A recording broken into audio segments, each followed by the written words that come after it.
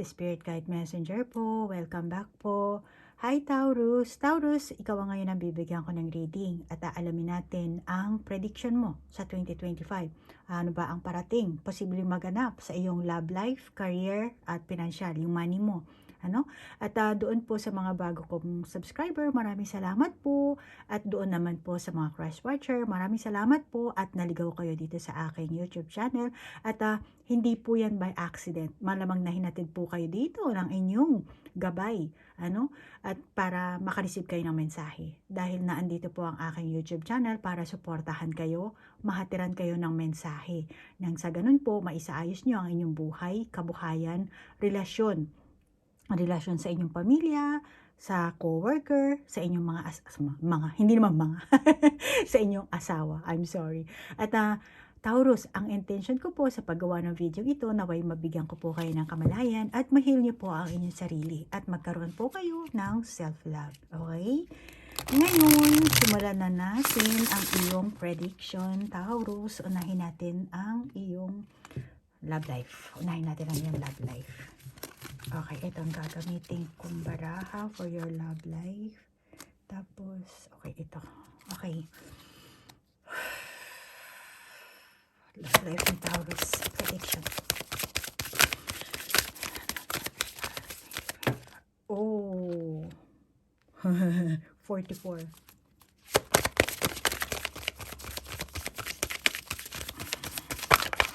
Oh.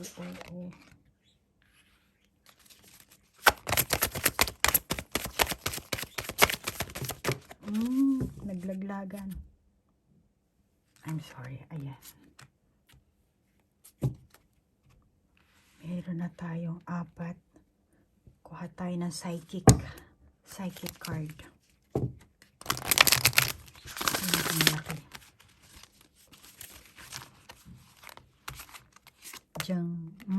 The breath. Okay, ayusin lang natin. Medyo nayupi na siya. I'm sorry.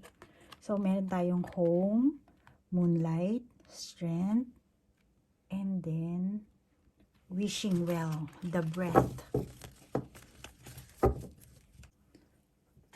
Okay, Taurus. Strength, home, moonlight, wishing well, the breath. Nakikita ko ang pangarap. Nangangarap ka dito. Pero, dahil meron tayong moonlight, may kalabuan.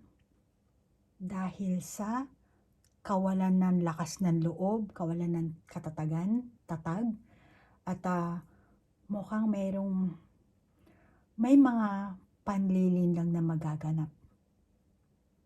At ito ang magdudulot sa iyo ng kalungkutan, depression. Taurus, marami kang mga maling pag-aakala. Akala mo ganito, akala mo ganyan. Akala ko kasi ganito. At dahil dito, ikaw ay magiging balisa. Makakaramdam ka ng may insecure ka. Lalabas yung insecurities mo dito. Para sa'yo, hindi klaro ang mga ginagawa ng iyong karelasyon. Malamang. Or siguro akong asawa. Yung iba sa inyo. Kaya, nagkakaroon ka ng sariling haka-haka dito. Sariling kuro-kuro. Sariling ilusyon. Taurus. Sariling pag-iisip na ikaw lang ang bumubuo. Taurus.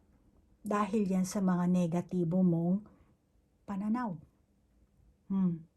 Ito ang nagdudulot sa iyo na ng pagdurusa.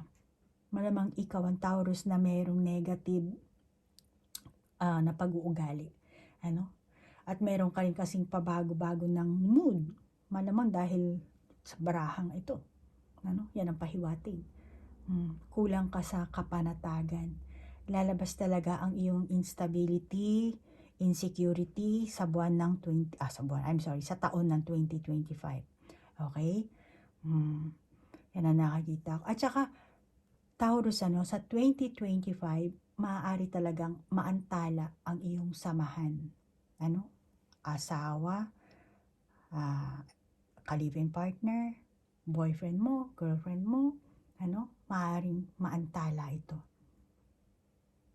Or, dahil sa meron tayong moonlight, magiging malabo talaga ang inyong samahan. At makakaramdam ka talaga ng kalituhan. Malilito ka. Kahit na sabihin mong balansehin, unbalance eh. Ang laki-laki dito, tapos dito, ano bang gusto mong i-balance dito? Paro-paro? Ang laki-laki ng dito. So, unbalance. Unbalance. Gusto mong balansehin, pero wala hindi mo mabalanse. Kaya, kalituhan, kalabuan, kawalan ng panatag, insecurities. Kaya makakabuti sa'yo na linawin mo.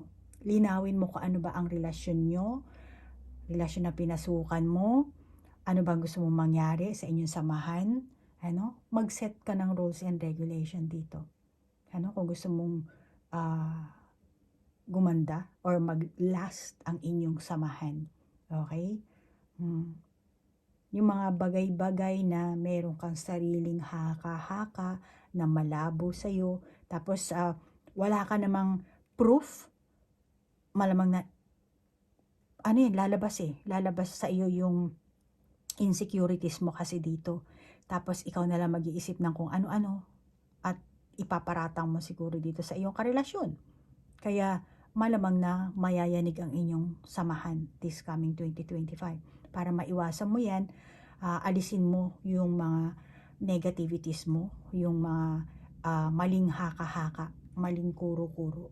Yan ang sinasabi sa iyo ng baraha.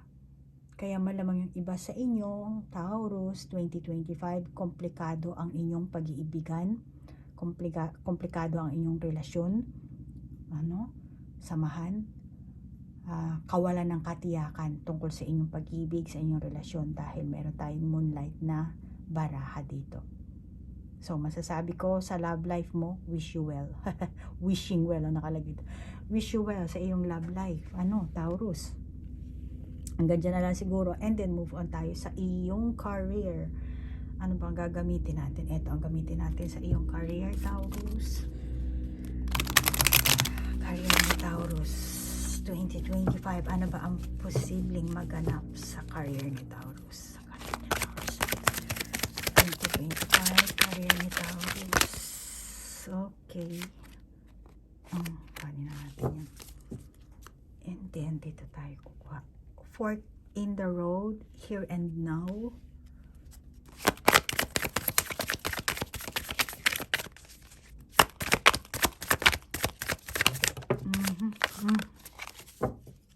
Lagay natin dyan. So, may up. Ito nauna, di ba? Esoteric na baraha. Tash tayo, nakuho. Tamestik kudasai. Tapos, tsuyuki na musubi taisei shite kudasai. Sore-sore no yakuwari o tanashimimashou. Okay. Pasensya na, Taurus, ha? Esoteric kasi ang gamit nating baraha. At Japanese kasi siya. Wala akong English version nito. Ngayon, teka lang, hindi ko na masyado napansin. Nakalimutan ko. Okay. Nakalimutan ko yung picture niya, Taurus. Taurus, sinasabi sa iyo ng baraha, hayaan mo na dumaloy sa iyo ang opportunity. Okay, tandaan mo, Taurus, ha, sa 2025, may mga opportunities na gugulong sa iyo. Gugulong to, kusa. Hindi mo kailangang puntahan or gugulong to. Okay? Lalapit ito sa iyong opportunity, magbubukas. Okay? May liwanag dito. Kaya, hayaan mo itong dumaloy sa iyo. Okay? Itong magandang opportunity. At tingin ko, maraming pag-uunlad ang magaganap sa iyo this coming 2025. Sa iyong career. Okay? At saka, masasabi ko, halimbawa, sa loob ng company, sa loob ng opisina mo, meron kayong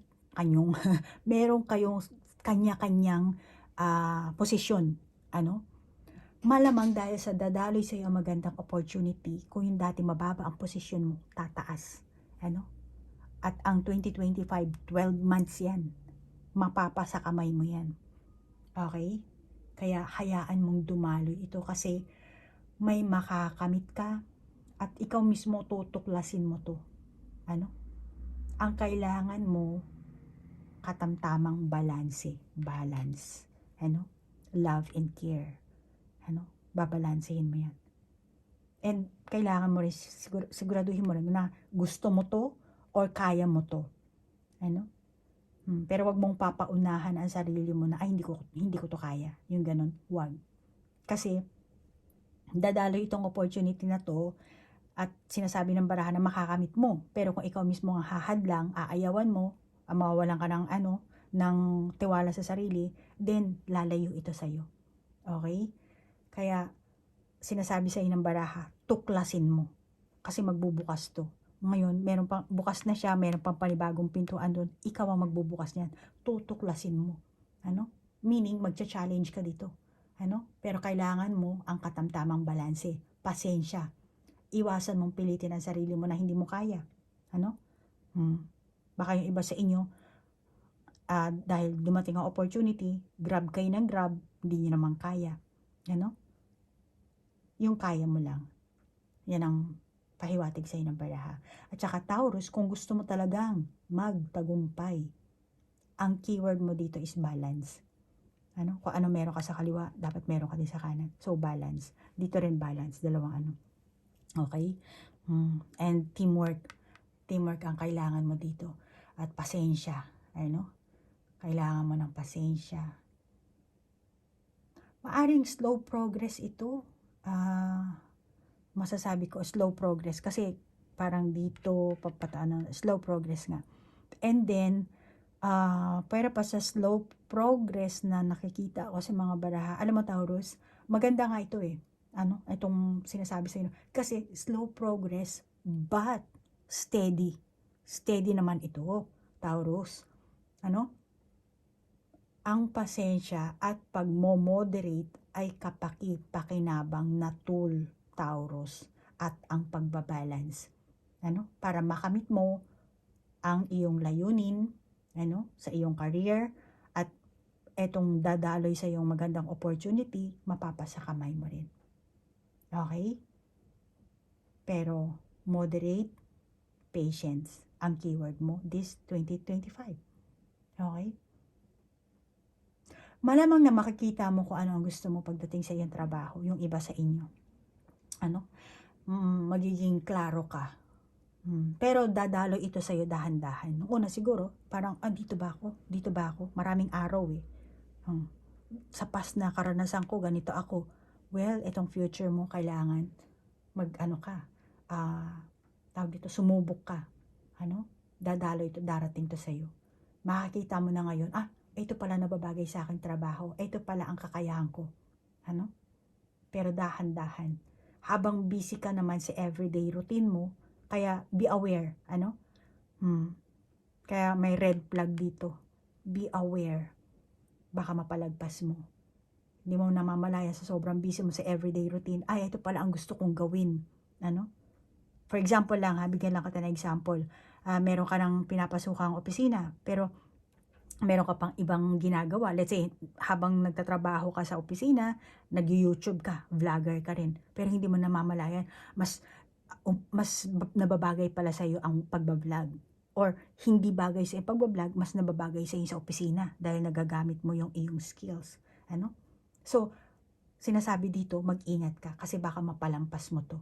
Ano? Kasi dahan-dahan at malamang na hindi mo to mamamalayan. Usually, ganun talaga pag magandang opportunity. Ano? Kung kailan ka pa busy, kung kailan pa feeling mo, okay na ako dito, doon darating. Kaya, red flag, be aware. Okay? Tandaan mo yan, Taurus.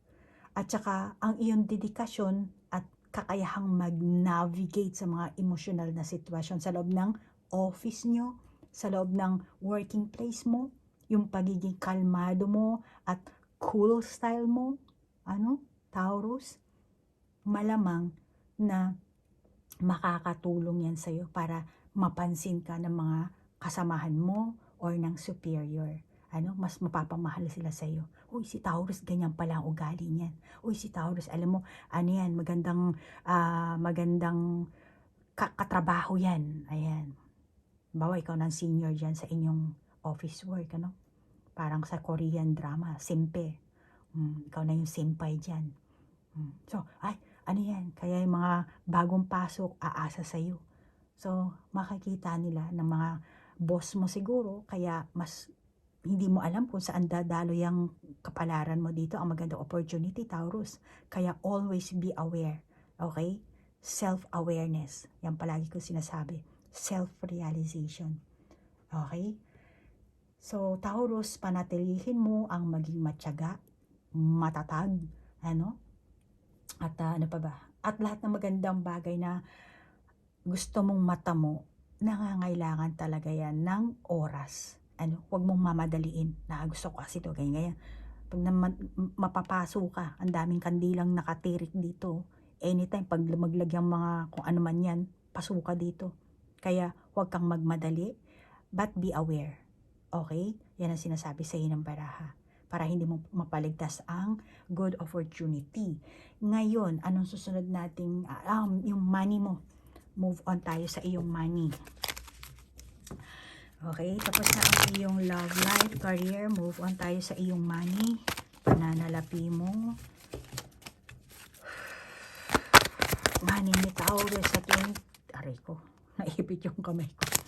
Sa 2025. Ayan, lumabas na.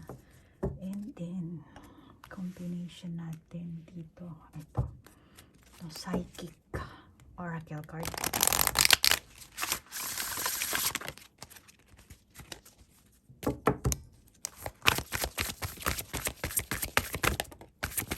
Salamat nga pala, Taurus. Last time, may na-receive akong pakete. May nagregalo na naman po sa akin ng bagong Oracle card. Thank you so much. At sa mga donation, thank you rin po, Taurus. Thank you so much. Okay, Taurus, yung pera mo, the divine source. And then, replenish your energy. Jajang. Clean up. Replenish, clean up. Maglinis ka na. Ay, alam mo, Taurus, maglinis ka ng bahay. Linisin mo yung bahay mo, yung kama mo, labahan mo na yung bedsheet, yung mga cover, pillowcase. Nakataya ito sa ano mo, ha? 'Di ba, sa atin naman sa Pilipinas, kahit naman bago pumasok ang bagong taon, 'di ba naglilinis tayo ng bahay at saka nagde-decorate tayo ng mga bilog-bilog. Mag-decorate ka ng mga bilog-bilog kung gusto mo. But bago matapos ang 2024, maglinis ka ng bahay. Okay? Yung iyong closet, alisin mo na yung mga hindi mo ginagamit na damit, t-shirt, mga sapatos, mga butas na medyas, alisin mo, itapon mo na yan. Clean it up. Replenish your energy. Maano mo naman yan kasi syempre pag malinis ang bahay mo, malinis ang iyong closet, ang iyong kama, nagle-level up ka tawag dito? Gumagaan ang iyong feelings. Nakakalimutan ko ng magtagalog. I'm sorry. Sabi ng Japanese na kliyente ko, mali-mali ang Japanese mo. Huwag kang mag-alala, mali-mali naman ang Tagalog ko I'm sorry, napadaldal ako. Okay. So, dito, saan yung panuro ko? Sa pera mo, okay? Maglinis ka, ha? Ayan, naku, TikTok na sinasabi dito. Sabi sa baraha, mag-isip ka ng makatwiran. Kaya TikTok dito. Okay? Nakakita mo yan? Nakakita mo ba sa baraha? Ayan, TikTok. Okay? Mag-isip ka ng makatwiran. Pagdating sa iyong pera, pananalapi sa iyong pinansyal. Okay? Iwasan mo ang emosyonal na desisyon sa pera. Lalong-lalo na sa pera. Kung ang isang kaibigan, miyembro ng family mo, kapatid, ewan ko pag humingi sa'yo ng pera or mangungutang, manghihiram, think it twice. Okay? Think it twice. bigyan mo muna ng, teka lang, isipin ko muna. Balikan mo na lang ako bukas. Okay? Pag-intayin mo muna. Bigyan mo ng time ang sarili mo, hindi yung taong mangungutang. Pag-isipan mo ng maigi. Oo, mahal mo dahil kamag-anak mo, kapatid mo, kaibigan mo, mahal mo sila, gusto mong tulungan, pero you have to think it twice. Okay? Yan ang sinasabi sa'yo. Pag-isipan mo na maigi, lalo na kung malaki ang inuutang ng taong ito. Una, sabihin mo, may bangko naman eh. Pumunta ka na lang sa bangko, doon ka manghiram. Lalo na kung may balak bumili ng mga sasakyan, malaking pera ang inuutang nito. Ano? Bigyan mo sila ng option. Hindi lang ako ang pwede mong lapitan, meron ka pa namang ibang malalapitan. Or, kasi dapat isipin mo sa sarili mo, Taurus, kung may pera ka ba. Then, pag nagpahiram ka, mababayaran ka ba? Kapag nagpautang ka, ilagay mo sa mindset mo, Taurus, na hindi utang yun. Okay? Kasi karamihan talaga hindi nagbabayad, lalo na kapag kamag-anak mo. Isipin mo na lang na bigay yun. Kaya yung amount na ipapahiram mo sa tao, yung tipong, ito kahit na hindi na mabayaran, okay lang sa akin. Ganon, kailangan magkaroon ka ng ganong klaseng pag-iisip. Okay? Kaya sinasabi sa'yo ng baraha, mag-isip ka ng makatwiran. Yung kaya mo lang na ipahiram at hindi ka na aasa na mabayaran para hindi masakit sa loob mo. Para hindi ka hindi mauwi sa gulo, sa awayan. At isa pa, kapag tumanggi ka, dapat may magandang rason ba? Alam mo yun? Na hindi sila ma-upset sa'yo. Kasi tingin ko naman, meron kang pera, kaya lalapit sila sa'yo. Tingin nila sa'yo may pera ka. Tingin na sila sa'yo na parang, si Taurus mukhang magandang utangan to. Mukhang may pera to. At saka, meron din tao na, ay hindi ako tatanggihan ni Taurus pag ako ang tumakbo sa kanya, pag ako ang humiling. Kaya, mag-iingat ka na lang, Taurus, sa pagpapahiram ng pera. Dahil hindi ka nababayaran. Lalo na kung kamag-anak ito. Kaya pag tatanggi ka, para makaiwas ka rin ng gulo, mas maigi na umarte ka na parang wala kang pera.